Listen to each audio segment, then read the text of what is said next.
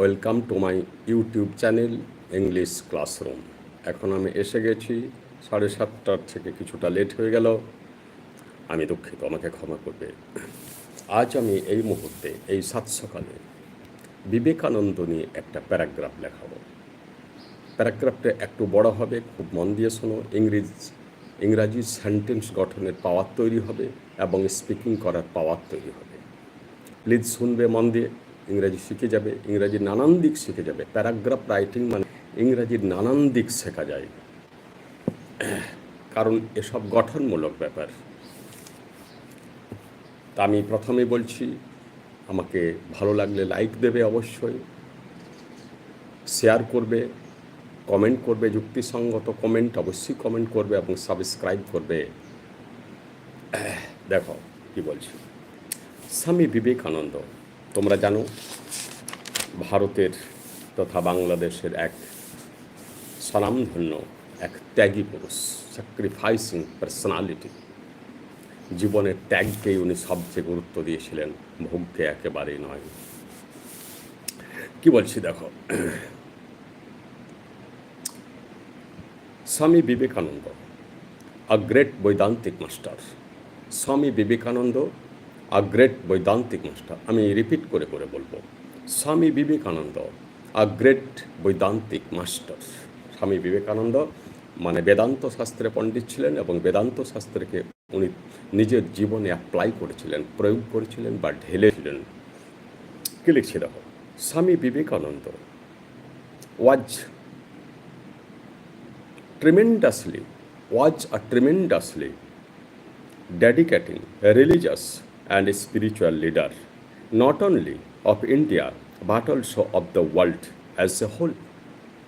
তাহলে কি বললাম, স্বামী বিবেকানন্দ ওয়াজ ওটাকে আমরা এ বলি, কিন্তু ওয়াজ ট্রিমেন্ডাসলি, ভীষণভাবে, পাওয়ারফুল, শক্তিশালী, ডেডিকেটিং, আত্মত্যাগী, রিলিজিয়াস, ধর্মীয়, অ্যান্ড স্পিরিচুয়াল লিডার, আধ্যাত্মিক নেতা, নট অনলি অফ ইন্ডিয়া, শুধু ভারতবর্ষের নয়, but also of the world as a whole, শুধু ভারতবর্ষে নয়, সমগ্র বিশ্বের, সমগ্র মানবতার জন্য তিনি একজন ভীষণ পাওয়ারফুল ব্যক্তি হিসাবে, সমাজ সংস্কার, ধর্ম সংস্কার হিসাবে কাজ করে গেছেন, মানবতার সন্তান।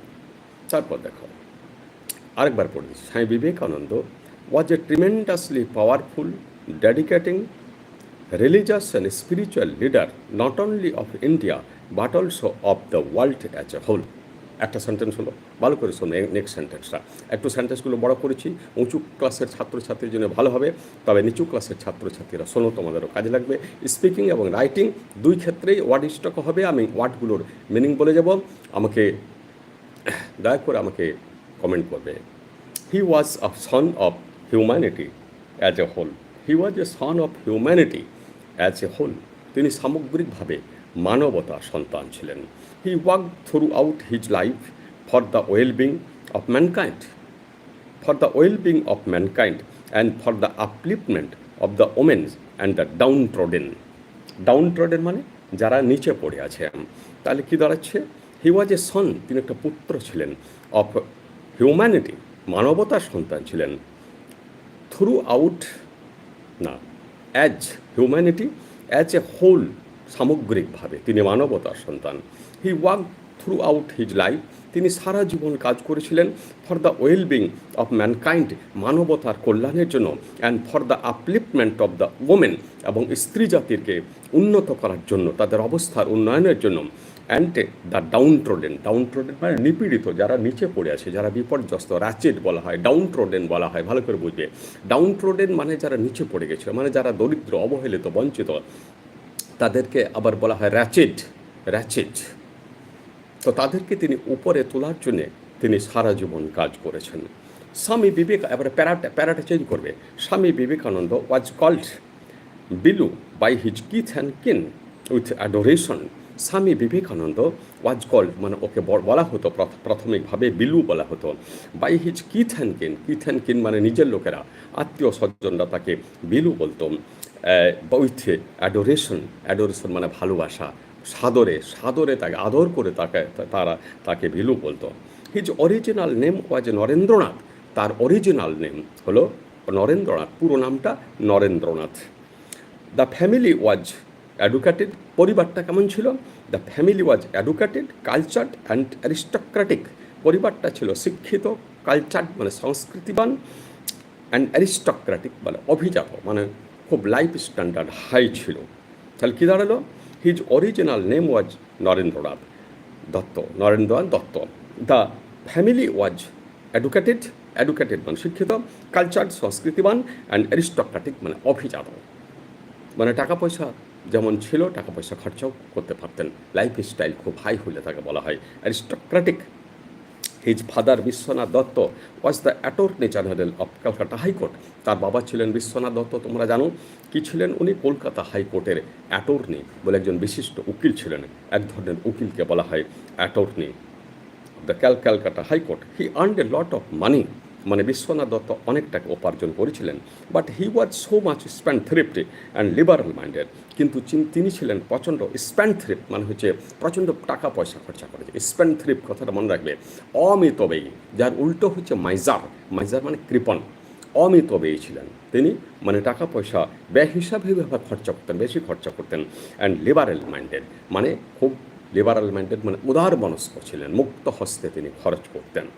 He spent lots of money, তিনি প্রচুর টাকা খরচা করেছিলেন। হি স্পেন্ট মানে তিনি খরচ করেছিলেন, স্পেন্ড থেকে spend past tense, lots of money মানে প্রচুর টাকা, for the amusement with his friends, তার বন্ধুদের সাথে আমোদ প্রমোদে। বিশ্বনাথ দত্ত বিবেকানন্দের বাবা অনেক টাকা খরচা করতেন, লটস অফ মানি মানে অনেক টাকা।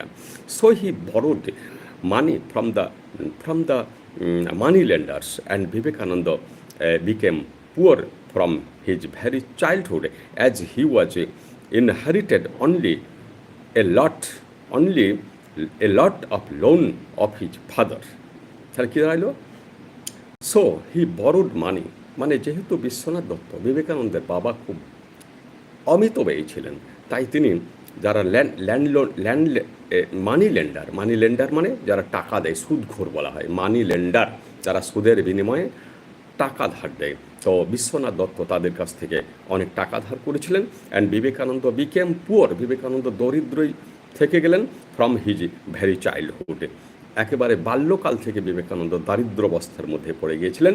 As he was inherited only a lot of loan of his father, কারণ প্রথম থেকে তিনি বাবা যে ঋণ করেছিলেন সেই ঋণ পরিশোধ করার দায়িত্ব বিবেকানন্দের ঘাড়ে পড়ে গিয়েছিল। বাট বিশ্বনাথ দত্ত ডায়ার্ড এ প্রিম্যাচিউর ডেথ, মানে বিবেকানন্দের বাবা ডায়ার্ড এ প্রিম্যাচিউর ডেথ মানে অকাল মৃত্যু হয়েছিল, তার অকালে মৃত্যু হয়ে গিয়েছিল। After the death of Vishwanath Datta the family was wrecked from many aspects. After the death of Vishwanath Datta মানে বিশ্বনাথ দত্তের মৃত্যুর পর, দ্য ফ্যামিলি ওয়াজ র্যাচেড, র্যাচেড মানে বিপর্যস্ত, আর্থিকভাবে বিপর্যস্ত, ফ্রম মেনি আসপেক্টস বিভিন্ন দিক থেকে পরিবারটা বিপর্যস্ত হয়ে উঠছিল। Even the residents was under legal সাবজুগেশন,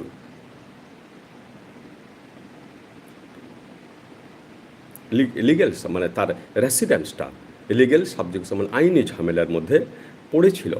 দো at last Vivekananda won the victory in the court after many years of legal dispute, যদিও বিবেকানন্দ শেষ পর্যন্ত মানে এই আইনি যুদ্ধে জয়লাভ করেছিলেন, কিন্তু অনেক বছর পর এই আইনি ঝামেলাটা বিবেকানন্দ বহুদিন ধরে ভোগ করেছিলেন, কোর্টে যেতেন।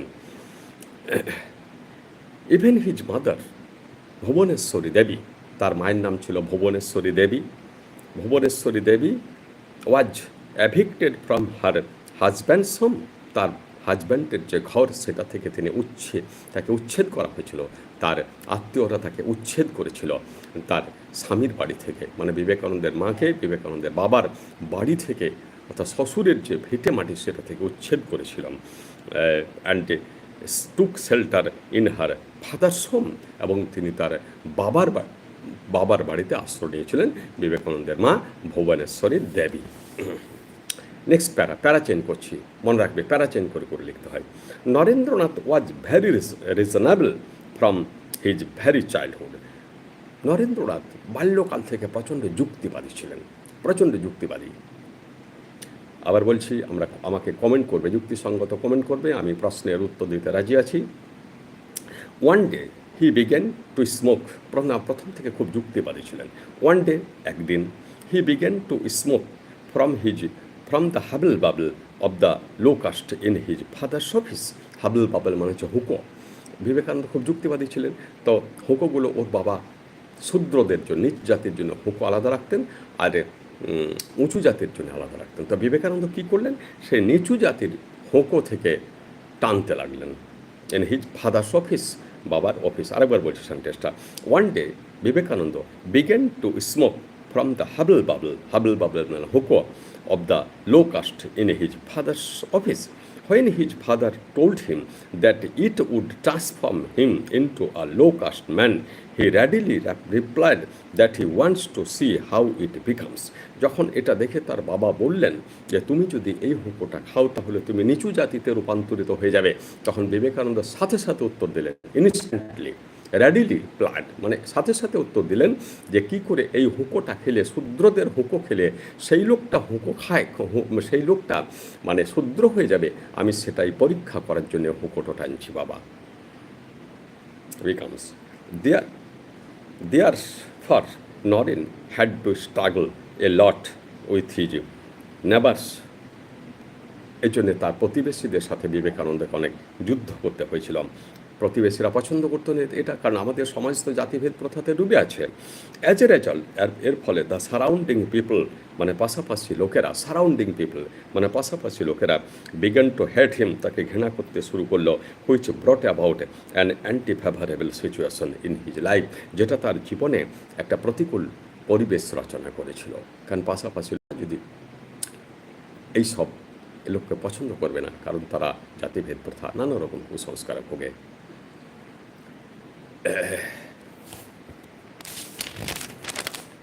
নেক্সট আরেকটা প্যাটার্ন, but his scientific and rational thoughts increased bit by bit. But কিন্তু হিজ সাইন্টিফিক, তার বৈজ্ঞানিক, অ্যান্ড র্যাশনাল মানে যুক্তিসঙ্গত চিন্তা, থটস ইনক্রিজড মানে বেড়ে গেল, বিট বাই বিট ক্রমে ক্রমে। It was the utmost question in him whether God exists at all or not.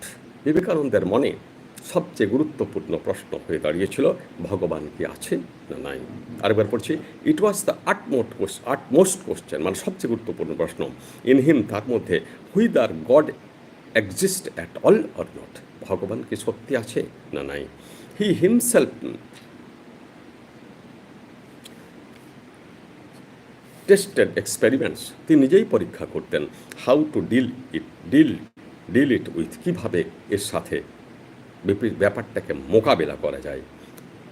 No superstition, no dogma, no orthodoxy was placed into his mind, তার মনে নো সুপারস্টিশন মানে কুসংস্কার, no ডগমাটিজম মানে ভুল বিশ্বাস, and orthodoxy মানে হচ্ছে গোঁড়ামি মানে আগেকার ধর্ম, আগেকার প্রাথমিক সভ্যতার প্রাথমিক দিকে মানুষ যেসব বিশ্বাস করতে থাকে গোড়ামির মধ্যে, গোড়া মানে মূল থেকে বেরোতে পারে, চেঞ্জ হতে, পরিবর্তিত সমাজের সাথে চেঞ্জ হতে পারে না, তাদেরকে বলে, সেই ব্যাপারটাকে বলে orthodoxy. He only wanted to know the reason of any kind of thoughts or action, তিনি কেবল জানতে চাইছেন যে কোনো কাজের পিছনে যুক্তি কী। He passed the BA examination from the Presidency College of Kolkata, তিনি কলকাতার প্রেসিডেন্সি কলেজ থেকে BA পরীক্ষায় পাস করেন। এই পর্যন্ত পড়লাম আজ। তোমরা আমাকে লাইক দেবে, কমেন্ট করবে, শেয়ার করবে এবং সাবস্ক্রাইব করবে। তোমরা ভালো থাকবে, সুন্দর থাকবে, জীবনে বড় হবে, জ্ঞানী হবে এবং সুপ্রতিষ্ঠিত হবে।